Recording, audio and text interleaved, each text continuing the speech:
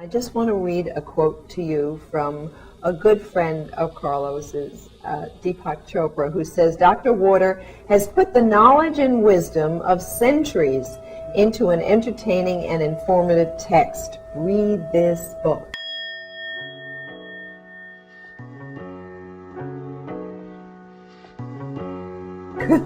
Welcome. Thank you. Pleasure being here. Who are we, Carlos?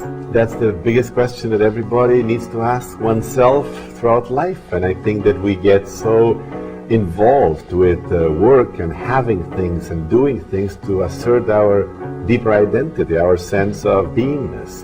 In my perspective, when we find out that what we are is an eternal being, and a being that is a soul, a spiritual entity and not a material entity, then we acquire mastery in the material world, because living in this world is a service and a responsibility, and not this hardship that we have accustomed ourselves.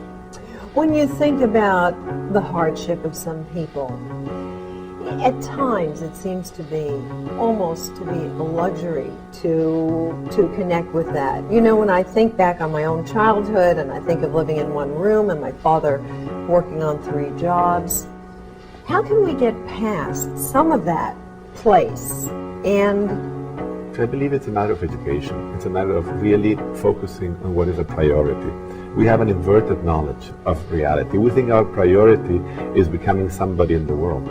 And we're looking for ourselves in the somebody that we think that we're going to become.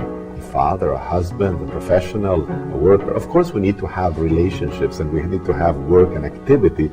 But if we don't find out that we are autonomous, independent beings, really independent beings. God created entities, and if the word God is offensive to some these days, we didn't create ourselves, or something higher than ourselves produces this life force.